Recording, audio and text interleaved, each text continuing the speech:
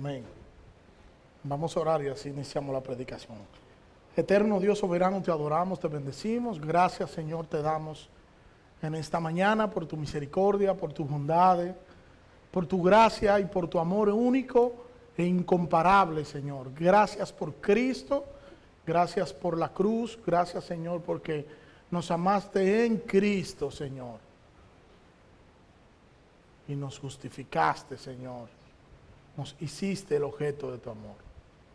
En el nombre de Jesús te pido, Dios, que hable a nuestros corazones, que tu palabra, Señor, sea aplicada por tu Espíritu Santo y que nosotros podamos ajustar nuestras vidas a tu palabra. En el nombre de Jesús. Amén. Luis, dame el favor, prende la luz de aquí adelante. Vamos a leer en la primera carta a los tesalonicenses, del otro lado, ahí. Dale otra vez.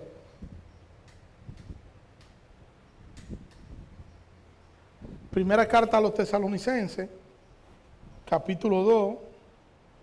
Vamos a leer, solo vamos a estar viendo los dos primeros versículos, pero vamos a leer hasta el versículo 8 para que podamos tener todo el contexto del texto. Y dice la palabra: porque vosotros mismos sabéis, hermanos, que nuestra visita a vosotros no resultó vana, pues habiendo antes padecido y sido ultrajados en Filipos, como sabéis, tuvimos de nuevo en nuestro Dios para anunciaros el Evangelio de Dios en medio de gran oposición, porque nuestra exhortación no procedió de error, ni de impureza, ni fue por engaño, sino que según fuimos aprobados por Dios para que se nos confiese el Evangelio, así hablamos, no como para agradar a los hombres, sino a Dios, que prueba nuestros corazones, porque nunca usamos de palabras lisonjeras, como sabéis, ni encubrimos avaricia, Dios es testigo, ni buscamos gloria de los hombres, ni de vosotros, ni de otros, aunque podíamos seros carga como apóstoles de Cristo. Antes fuimos tiernos entre vosotros como la nodriza que cuida con ternura a sus propios hijos. Tan grande es nuestro afecto por vosotros que hubiéramos querido entregaros no solo el Evangelio de Dios, sino también nuestras propias vidas, porque habéis llegado a sernos muy queridos. Y vamos a estar hablando, basándonos en nuestra serie de las características de una iglesia saludable, y el título del sermón de esta mañana es el liderazgo espiritual, que es un instrumento en la iglesia local para la gloria de Dios. Nosotros no podemos ver divorciado el liderazgo de la iglesia local, no podemos verlo divorciado de lo que es la gloria de Dios, porque el liderazgo de la iglesia local ha sido colocado allí por el Señor. Sin embargo, hablar de liderazgo hoy es prácticamente un problema. Nosotros podemos estar de acuerdo en que el liderazgo hoy en el mundo se ha perdido. Los líderes o los ideales del liderazgo se han perdido.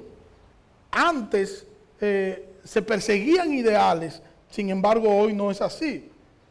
Hoy parece ser que el mundo no quiere líderes, que se han terminado o se han agotado los líderes, y esto podemos decir que debido a la doble moral que el mundo tiene en cuanto a su liderazgo. Pero yo quiero que me permitan citar un párrafo de un trabajo realizado por el Foro Económico Mundial en torno a lo que es el tema del liderazgo a nivel mundial. Cito: un sorprendente 86% de los participantes en la encuesta sobre la agenda global concuerda en que nosotros tenemos una crisis de liderazgo en el mundo actual. ¿Por qué lo dirán? Quizá porque en años recientes la comunidad internacional no ha podido abordar ningún problema global importante, no ha podido entender el calendario global y apenas pudo bregar con el fracaso de la economía global, la cual causó graves problemas en Norteamérica y Europa. Mientras tanto, se ha permitido que la violencia se agudice en Medio Oriente, la región que en nuestra encuesta demuestra como la más afectada y consternada por este problema. ¿Por qué estamos experimentando tal falta de liderazgo? Conforme a nuestros gobiernos han crecido, sus mecanismos se han visto plegados de décadas de alineación fascinaciosa, dinastía y corrupción profunda. En China, por ejemplo, el 90% de las personas encuentran que reciben un gran problema en la crisis del liderazgo por el tema de la corrupción y lo notan como un gran problema, una gran crisis. Otros estudios encontraron que el 78% de los participantes brasileños y el 83% en la India ven el liderazgo deshonesto como un problema grave. Fin de la cita. O sea, lo que quiere decir este foro es que hay una crisis y hay un problema mundial en torno a lo que es el liderazgo en todas las regiones del mundo. Y es evidente hoy que el mundo está en crisis. Y para usted darse cuenta que el mundo hoy está en una crisis de liderazgo, solo usted tiene que sentarse y contemplar a ver los grandes gobernantes de las grandes naciones del mundo.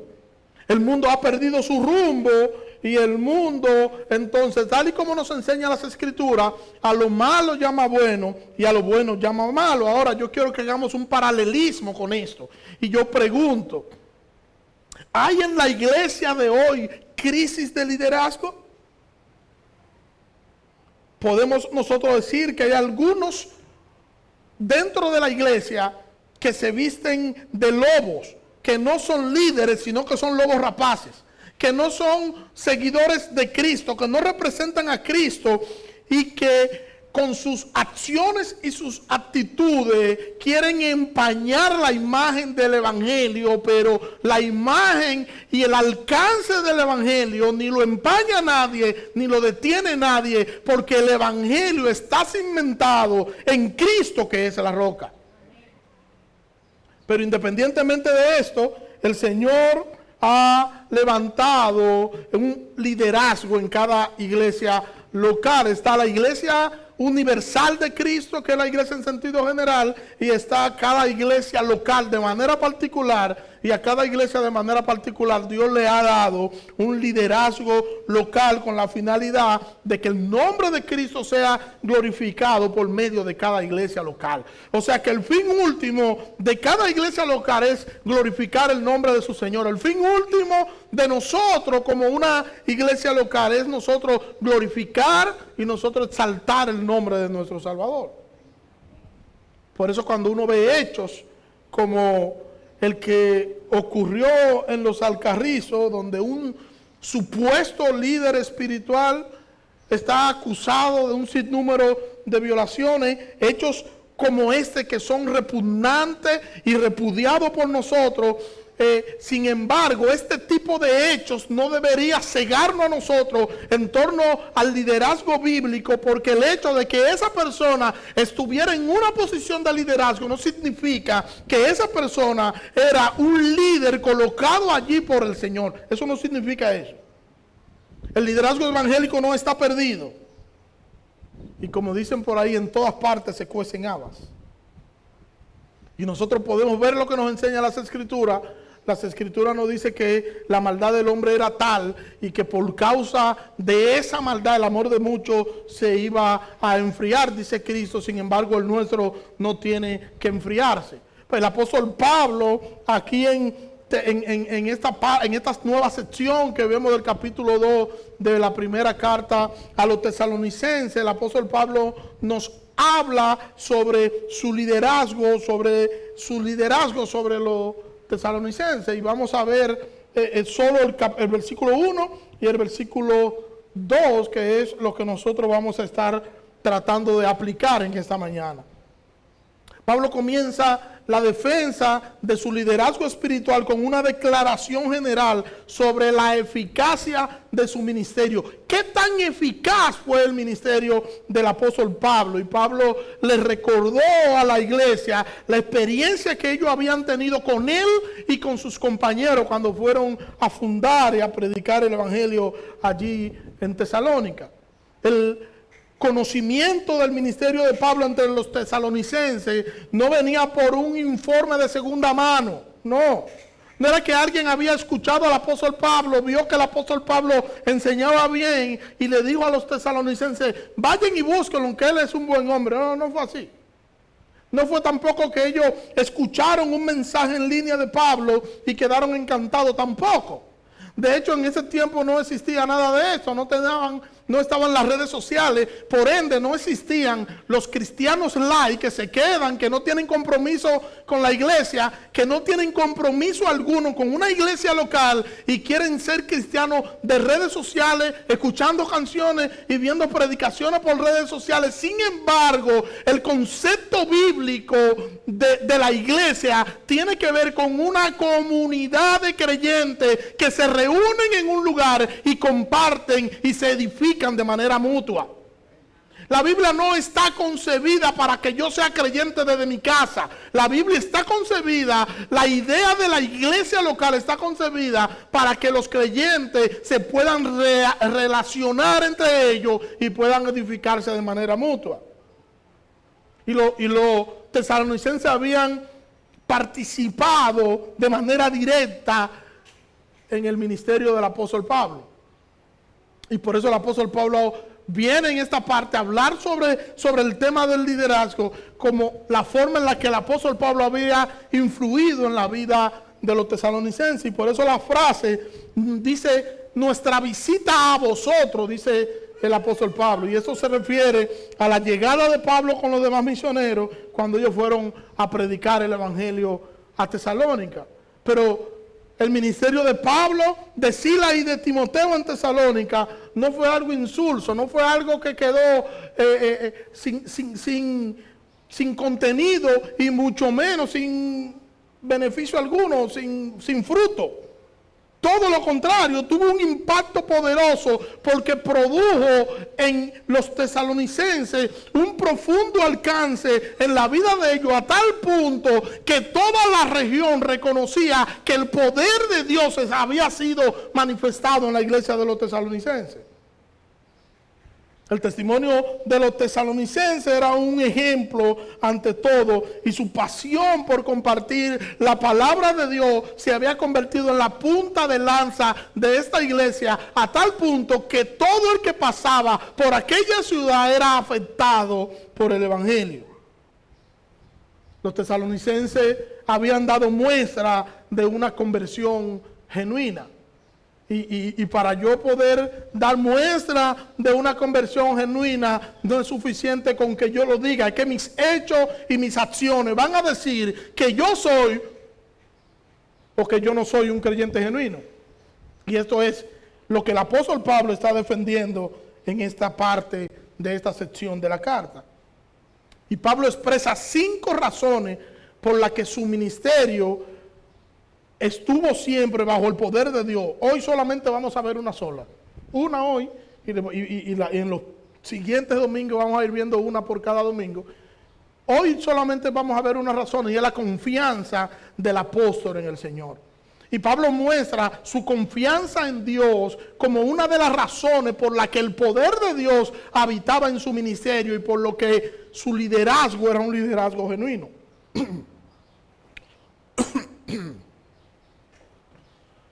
Dice el versículo 2, pues habiendo antes padecido y sido ultrajado en Filipo, como sabéis, tuvimos de nuevo en nuestro Dios para anunciar el evangelio de Dios en medio de gran tribulación.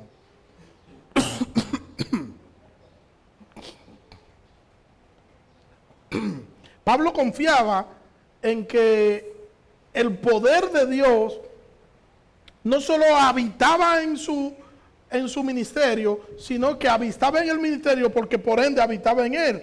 Porque Pablo sabía que el poder de Cristo en él no tenía ningún tipo de limitaciones y que no importaban las circunstancias, el poder de Dios se iba a manifestar en él y se iba a manifestar en aquello que él predicara el evangelio, y sabía que su Dios era capaz de cualquier cosa. Oiga eso, se lo repito. El apóstol Pablo sabía que su Dios era capaz de cualquier cosa. Pablo y Silas, en el contexto de los tesalonicenses,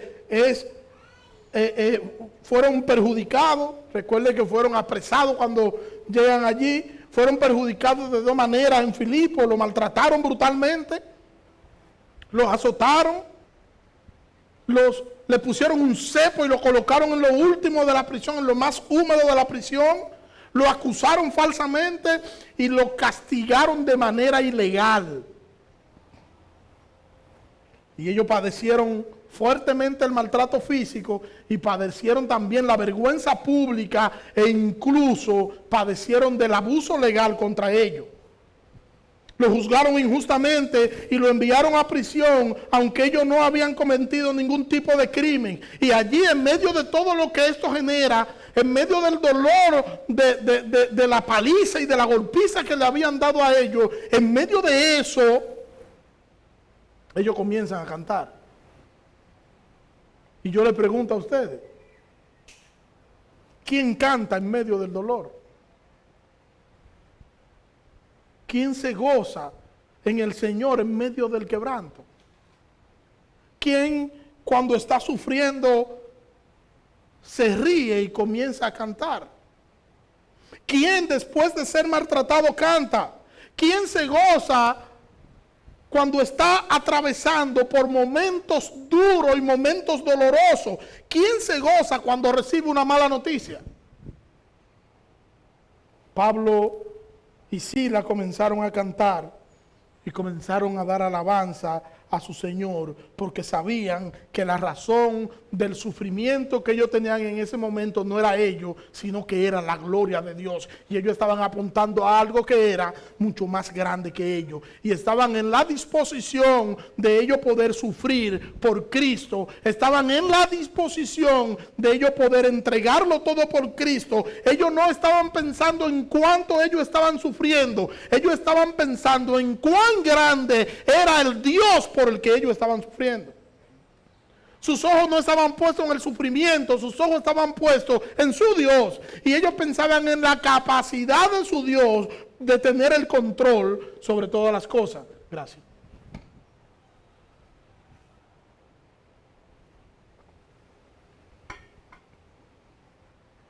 Y estos hombres fueron acusados falsamente, reitero. Estos hombres fueron atacados injustamente. De hecho, una turba los atacó. Usted lo puede ver eso en Hechos capítulo 17, versículo 5 al versículo 6. Una turba lo ataca, lo agrede. Y ellos no se detuvieron porque la situación era contraria. Ellos no dijeron, vamos a dejar de predicar el evangelio porque la situación está difícil. Al contrario, la situación difícil les sirvió a ellos de motivación para que ellos pudieran hacer lo que Dios les había enviado a hacer. Ahora, ¿cuál es la diferencia entre ellos y nosotros hoy? Ellos fueron maltratados, ellos fueron dañados físicamente, ellos fueron humillados socialmente, y aún así ellos no se detuvieron, y aún así ellos decidieron poner su vida en riesgo y en peligro por una sola razón, y era para ellos glorificar y exaltar el nombre de su Dios a través de su accionar, y para que el evangelio de Cristo pueda ser proclamado. Continuaron con su labor de expresar la verdad bíblica del Señor. Ahora, ¿y nosotros qué? Nosotros, en cambio, nosotros no proclamamos el evangelio, Nosotros no enseñamos ni decimos nada, y nosotros no lo hacemos porque estamos corriendo peligro, porque nosotros no lo hacemos porque vamos a ser maltratados físicamente, no. Lo de nosotros es por falta de pasión. La falta de pasión del cristiano de hoy lo lleva a no compartir el evangelio. Porque estamos más preocupados por las añadiduras que por el reino de Dios. Estamos más preocupados por nosotros vernos bien que por nosotros hacerle llegar al moribundo el mensaje de salvación. Estamos más preocupados por nosotros que por el evangelio. Y estamos tan enfocados en este mundo que muchas veces nosotros perdemos de vista lo más relevante. Y lo más relevante siempre será el reino de Dios y su justicia. Y perdemos de vista y quitamos la mirada del blanco, que es Jesucristo. Cuando ellos encontraron esta reacción terrible en Tesalónica, Pablo y Silas, al momento de ellos proclamar el evangelio, ellos no se fueron de Tesalónica porque dijeron, bueno, aquí se nos levantó, se nos levantó el diablo, se metió el diablo aquí. No. Ellos vieron esto como un privilegio y vieron esto como una confirmación de que Dios estaba confirmando lo que ellos estaban haciendo, y para ellos era un privilegio poder sufrir por Cristo. Ellos pudieron haber dicho, bueno, nos salió mal la cosa. Maltrataron a los apóstoles de Dios. Y ellos pudieron decir, vamos a dejar esto. Esto no tiene sentido. ¿Cómo es posible que uno puede sufrir por causa de uno querer enseñar el evangelio? La gente no quiere oír, y si la gente no quiere oír, ¿qué podemos hacer? No vamos a perder el tiempo. Nadie reconoce lo que nosotros hacemos. El problema es que el Señor no nos ha llamado a nosotros para que la gente nos reconozca. El Señor nos ha llamado a nosotros para que nosotros podamos proclamar el evangelio, y el Espíritu Santo entonces aplicar las escrituras al corazón del perdido que Dios ha elegido de antemano, y traerlo entonces a su grey. Ese debería ser nuestro trabajo. No que nosotros estemos buscando reconocimiento humano. Ellos continuaron, Pablo y Silas continuaron sabiendo que ellos estaban comisionados para hacer ese trabajo que se les envió. Y ellos sabían que ellos glorificaban al Señor haciendo el trabajo que le mandaron a hacer. Y no solo eso, ellos estaban dispuestos a darlo todo por causa del evangelio. Y Pablo concluyó que la reacción hostil de los filipenses paganos era un indicativo seguro de que él y sus amigos estaban predicando la verdad. Pablo dice, ¿cómo yo sé que yo estoy predicando la verdad? Porque se están levantando en contra del mensaje que yo estoy predicando. Mírelo de esta manera. Las cosas negativas que estaban sucediendo, Pablo las interpretó como una muestra de que lo que ellos estaban haciendo era de parte de Dios. Y eso a mí, de manera particular, me hace reflexionar. Porque nosotros somos de los que cuando nosotros no vemos frutos instantáneos, nosotros nos desencantamos. Nosotros somos de ahí. Predicamos y queremos ver un mar de gente convertida. Y si no es así, nuestro trabajo de predicar, creemos entonces que no está surtiendo el efecto deseado, como si eso dependiera de nosotros y no del Espíritu Santo. Y nosotros simplemente deberíamos mostrar a Cristo y al Espíritu Santo, hacer germinar esa palabra en el corazón de los escogidos. El hecho es que no se trata de nosotros, se trata del Señor y de lo que Él ha determinado hacer.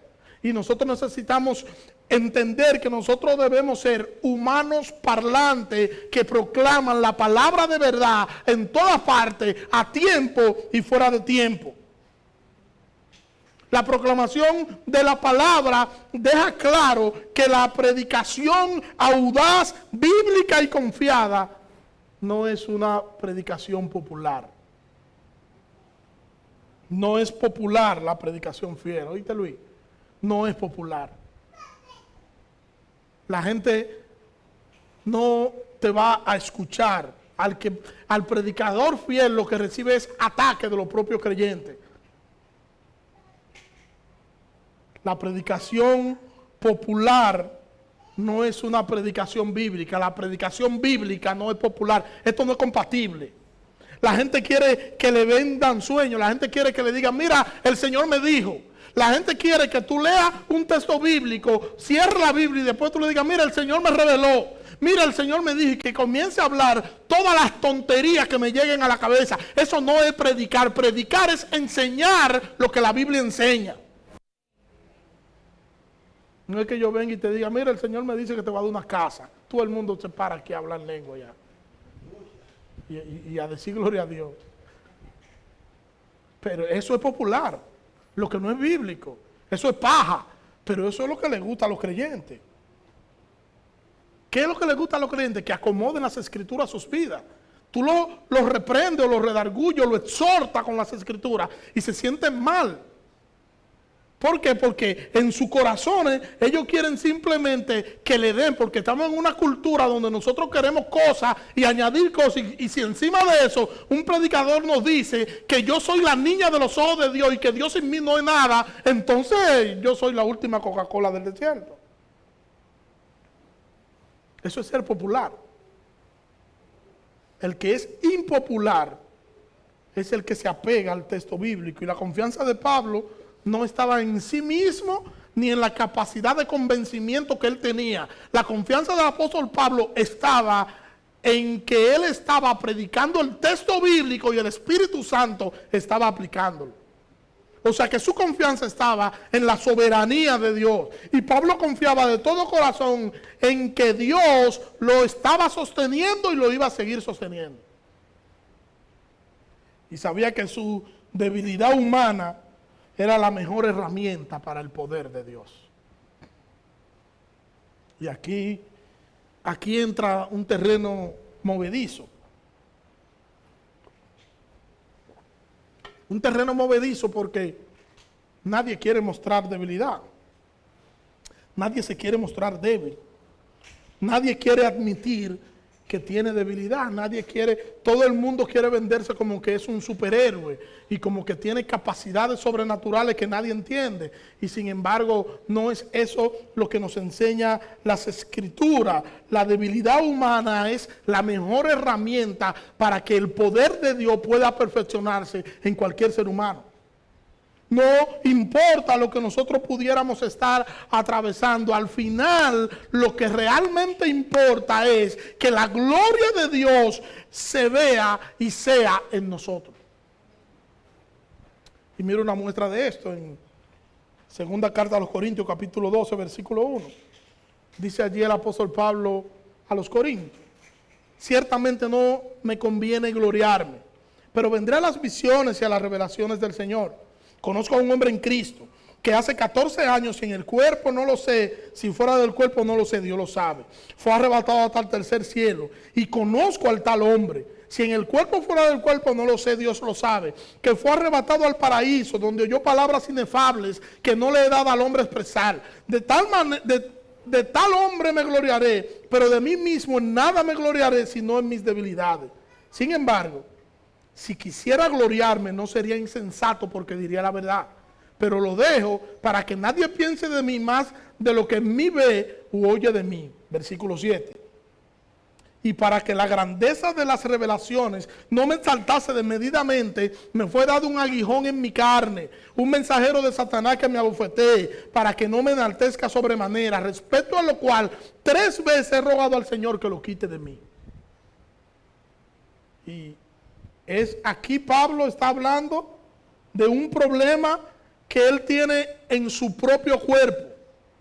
Y de hecho hay algunos estudiosos bíblicos que hablan sobre este problema que el apóstol Pablo tiene y dicen que Pablo era un problema oftalmológico, que en público el apóstol Pablo le botaba pus de los ojos y que él se avergonzaba de esto, y que por eso las iglesias decían que Pablo era más fuerte en carta que personal. Y en Gálatas capítulo 6, él le escribe a los Gálatas y le dice: mirá con cuán grandes letras os escribo de mis propias manos. Y entonces a la conclusión que han llegado algunos estudiosos bíblicos es que ese aguijón en la carne que tiene el apóstol Pablo era ese problema oftalmológico que mientras él estaba hablando, mientras él estaba, le salía pus de los ojos. Y eso lo humillaba. Nosotros no podemos decir con seguridad que este era el aguijón. Esto es simplemente una probabilidad, pero lo que sí nosotros podemos decir es que lo que le estaba sucediendo era algo difícil, porque él lo llama aguijón. Las lanzas romanas tenían un aguijón en la punta. Y este aguijón no era más que una punta filosa de metal que podía atravesar cualquier cosa y hacerle daño al oponente y a quien sea. Yo no sé si ustedes recuerdan que en el libro de los Hechos, en la conversión de Pablo, cuando Pablo le dice, Señor, ¿quién eres? El Señor le dice, yo soy Jesús, a quien tú persigues. Dura cosa te dar cosas contra el aguijón. O sea, dura cosa te darle patada al aguijón. ¿Por qué? Porque si le da patada al aguijón, el pie se le iba a destrozar. Y es la misma figura que usa el apóstol Pablo en Corinto aquí para hablar sobre el aguijón romano, y dice que él tiene un aguijón en la carne. Ahora imagínense ese aguijón, esa punta, esa lanza a la que el apóstol Pablo está haciendo un paralelismo, haciendo referencia, pero que ahora Pablo dice que está en su cuerpo, en su propio cuerpo. Imagínense la molestia que sentía el apóstol Pablo, el dolor que le estaba produciendo eso que el apóstol Pablo estaba diciendo, y por qué no la infección que esto le estaba generando al apóstol Pablo. Pablo estaba pasando por una situación muy difícil, y Pablo entonces nos dice que él va y ora, y como todo buen creyente, cuando hace una oración en medio de una necesidad, ¿qué quiere el creyente? Una respuesta positiva, divina, y es exactamente lo que el apóstol Pablo no ve. Y yo no sé si usted ha orado, y cada vez que usted ora, a usted le dan todo lo que usted pide. Uno ora, y uno ora hasta conduciendo. Uno va a trasladarse de un lugar para otro y va a buscar algo, y uno va conduciendo, y uno va orando y diciendo, ay Señor, que tal cosa pase. Y ya por costumbre. Eso me hace recordar un día que yo venía de un extremo de la ciudad a otro, sin combustible. ¿Y qué era lo que pasaba en un creyente que no tiene combustible, que viene de un extremo a otro? Orar. Y yo estaba orando ya espiritual, yo muy espiritual. Y yo oraba, Señor, échale combustible al carro. Yo no sabía si había una bomba allá arriba, no sé. Envía un ángel que me empuje, pero que yo llegue, por lo menos déjame llegar a la casa. Pero con fe, yo nunca en mi vida había orado con tanta fe como ese día. Yo hasta sentía que Dios estaba cerca de mí, porque fue con una fe única. ¿Y qué usted cree que pasó después que lloré? Nada, me quedé y tuve que llamar para que me socorrieran. No fue escuchada mi oración. No siempre el Señor nos da lo que nosotros pedimos, pero sí siempre nos da lo que a nosotros nos conviene. Y muchas veces lo que nos conviene está mezclado con dolor. Mire la respuesta de Dios a la oración del apóstol Pablo. Pablo quería que le quitaran el aguijón, y Dios le quitó el aguijón. Él quería no seguir siendo afectado por eso que le afectaba. Sin embargo, Dios tenía otra cosa para él. Versículo 9. Y me ha dicho, bástate mi gracia, porque mi poder se perfecciona en la debilidad. Esa es la respuesta divina para el apóstol Pablo. Bástate mi gracia, porque mi poder se perfecciona en la debilidad. La gracia del Señor es y siempre será suficiente para cada uno de nosotros. La situación difícil que el apóstol Pablo estaba viviendo estaba ayudando a que se perfeccione el poder de Dios en él. Y todas las cosas que nos hagan acercarnos a Dios, aunque parezcan malas, son buenas. Todo lo que nos acerca a Dios es bueno. O sea que al final esa situación no era más que una herramienta para que la gloria de Dios se haga visible a través del apóstol Pablo y a través de su ministerio. Y es como nosotros deberíamos ver las situaciones difíciles.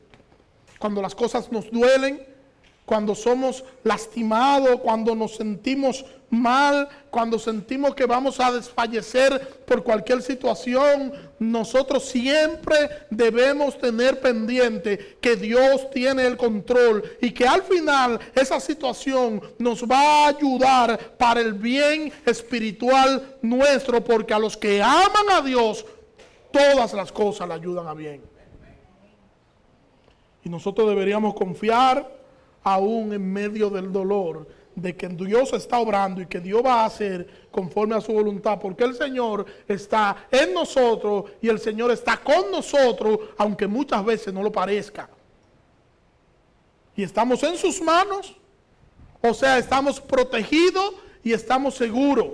Y nosotros deberíamos mirar a Cristo, el autor y consumador de nuestra fe, y tendremos esperanza oportuno socorro en nuestro Señor. Ahora mire la respuesta del apóstol Pablo, versículo 9 y versículo 10. ¿Qué responde Pablo a lo que el Señor le dice? Pablo, mira, bástate mi gracia, porque mi poder se perfecciona en medio de la debilidad. El apóstol Pablo comenzó a gritar, no, Señor, pero así no. Y a mí tú me estás diciendo, y tú sabes de dónde yo vengo a predicar aquí. Y tú sabes lo que yo tengo que hacer, Señor, pero a mí, a tu niño, no. Mire lo que Pablo le dice. Por tanto, de buena gana me gloriaré más bien en mis debilidades, para que repose sobre mí el poder de Cristo. Por lo cual, por amor a Cristo, me gozo en las debilidades, en afrentas, en necesidades, en persecuciones, en angustia, porque cuando soy débil, entonces soy fuerte. Esto es irracional. Y estas son las cosas que son incompatibles con el mundo. Porque el mundo te dice, tú no puedes ser débil. Los débiles están a un lado para servirle a los fuertes.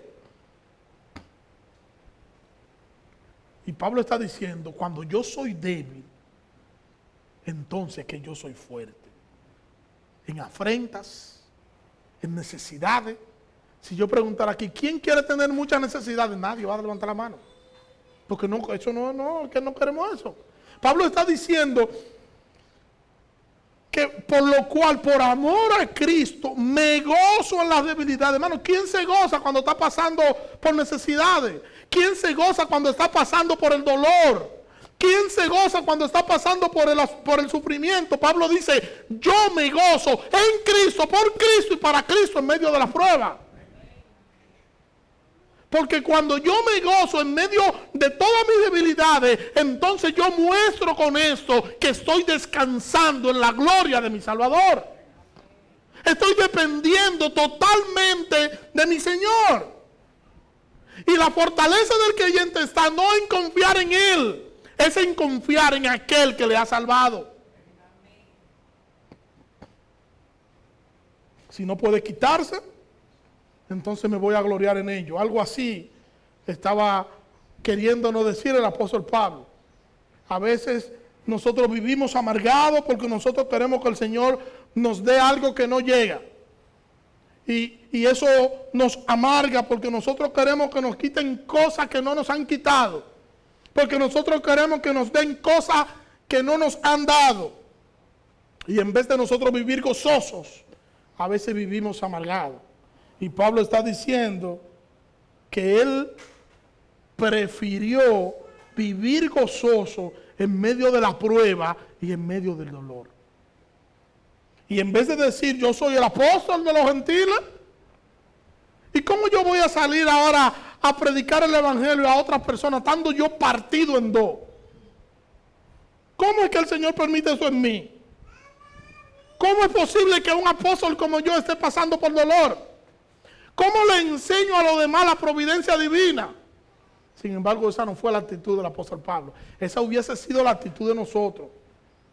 Pablo dijo, me voy a alegrar de buena gana para que repose sobre mí el poder de Cristo. Es de buena gana, no es que yo voy a estar zapateando.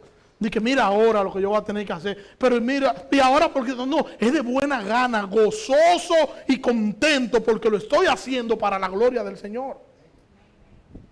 Me voy a gozar porque si es para la gloria de mi Señor, entonces el dolor vale la pena. Eso es lo que está diciendo el apóstol Pablo. Vale la pena sufrir por aquel que me salvó, por aquel que me amó, por aquel que me restauró, por aquel que me justificó. Vale la pena sufrir por Cristo. Y yo le pregunto a ustedes, hermanos, ¿qué tú estás pasando? ¿En qué situación tú estás metido? Tú puedes hacer una de dos cosas. Una, quedarte lamentando y cuestionando a Dios por lo mal que tú estás o por lo mal que le está pasando. Dos, puedes gozarte porque eres un instrumento para la gloria de Dios. El que se goza en medio del dolor muestra que está confiado en su Señor, en su Salvador. Mis debilidades me hacen acercar más a Cristo. Y si mis debilidades me hacen acercar más a Cristo, benditas debilidades. Porque lo mejor que nos puede pasar a nosotros es estar siempre cerca de Cristo. Y lo que nos acerca a Cristo es porque Dios colocó eso allí para que yo pueda ir a la fuente inagotable que es Cristo. Cuando reconozco lo que soy, entonces yo puedo exaltar la gloria de mi Salvador. Cuando yo me conozco, yo puedo entender que el Señor ha sido bueno conmigo y yo puedo entender que yo no merecía absolutamente nada, que lo único que yo merecía era condenación y que el Señor me ha dado en cambio gracia y misericordia. Y Pablo sabe que lo que pasó en Filipo con él y lo que pasó en Filipo para él proclamar el evangelio era prácticamente nada comparando con lo que Cristo había sufrido por él. Y no obstante a eso, el apóstol Pablo estaba en la disposición de sufrir nuevamente con tal de él proclamar la verdad del evangelio. Y reitero, cuando se predica fielmente, se sufre. Porque ni los creyentes quieren escuchar lo que enseña la palabra de Dios. Eso es triste, hermano. Prefieren paja, entretenimiento y no palabra sólida que lo alimente. Cuando tú tienes hoy una iglesia, y estoy hablando de la iglesia en sentido general, no estoy hablando de esta iglesia en sentido particular, sino de la iglesia de Cristo en sentido general, que lo único que persigue es entretenimiento. Y usted busca, y si usted se pone a hurgar en las redes, usted va a ver cómo los cristianos siguen entretenimiento, gente que uno no le puede decir que son predicadores, porque no lo son comediantes del evangelio. Y tienen millones y millones y millones de seguidores cristianos, pero cuando tú buscas a otro creyente que comparte la palabra de verdad, entonces es mínimo, porque persiguen más la paja más que el trigo. Mira cómo lo dice el pastor John MacArthur hablando al respecto sobre esto, cito: el siervo de Dios predica sin suavizar el mensaje verdadero que Dios ha dispuesto en su palabra, no otro. Lo hace por la verdad, no por la popularidad personal. Cuando viene la oposición, confía en el poder de Dios y permanece obediente a su llamado. Todo esto era cierto para Pablo y sus compañeros, como sucede con todos los predicadores devotos del evangelio. Calcularon el costo de confrontar fielmente a los pecadores con la verdad y se apoyaron confiadamente en el poder supremo y soberano de Dios. Al que es fiel a las Escrituras, al que enseña las Escrituras con fidelidad, el mundo no lo acepta, ni los creyentes o la mayoría de los creyentes tampoco, pero es el trabajo al que Dios le ha mandado a hacer. Y al final lo que importa es eso, que el dueño del evangelio reconozca que nosotros hicimos el trabajo que teníamos que hacer. Pablo muestra su confianza, pero Pablo no muestra su confianza en los tesalonicenses. Pablo muestra su confianza en el Señor. Y yo creo que si Pablo estaba pensando, mientras hablaba de esto en algún pasaje bíblico, yo creo que si Pablo estaba pensando en algún pasaje bíblico, Pablo estaba pensando en el Salmo 91. Vaya conmigo al Salmo 91. Pablo está hablando de la confianza que él tiene con el Señor y que esa confianza lo llevó a él depender en medio de una circunstancia adversa y en medio de una circunstancia difícil. Mire el Salmo 91, que es lo que yo creo que el apóstol Pablo estaba pensando. Dice: el que habita al abrigo del Altísimo morará bajo la sombra del Omnipotente. Diré yo a Jehová, esperanza mía y castillo mío, mi Dios en quien confiaré. Él te librará del lazo del cazador, de la peste destructora. Con sus plumas te cubrirá y debajo de sus alas estarás seguro. Escudo y adarga es su verdad. No temerás al terror nocturno, ni saeta que vuele de día, ni pestilencia que ande en oscuridad, ni mortandad que en medio del día destruya. Caerán a tu lado 1000 y 10,000 a tu diestra, mas a ti no llegará. Ciertamente con tus ojos mirará y verá la recompensa de los impíos, porque ha puesto a Jehová, que es mi esperanza, al Altísimo por tu habitación. No te sobrevendrá mal, ni plaga tocará tu morada, pues a sus ángeles mandará cerca de ti, que te guarden en todos tus caminos. En las manos te llevarán, para que tu pie no tropiece en piedra. Sobre el león y el aspi pisarás, hollarás al cachorro del león y al dragón. Por cuanto en mí ha puesto su amor, yo también lo libraré, le pondré en alto, por cuanto ha conocido mi nombre. Me invocará y yo le responderé. Con él estaré yo en la angustia, lo libraré y le glorificaré. Lo saciaré de larga vida y le mostraré mi salvación. Esperanza en Cristo. ¿Hay esperanza en el Señor? Sí, hay esperanza para todo aquel que confía, espera en medio de sus circunstancias, en medio del dolor, en medio de la crisis, en medio de cualquier situación, que se sienta a esperar y puede decir como el salmista: pacientemente esperé a Jehová, a mí se inclinó y oyó mi clamor. Hay esperanza en el Señor, hay esperanza en Cristo, hay esperanza para todos nosotros que confiamos y esperamos la providencia de nuestro Salvador. Y Pablo sabía esto, y Pablo conocía esto, y por esto el apóstol Pablo, uno de lo primero que presenta el apóstol Pablo es la confianza en su Salvador, la confianza en su Señor.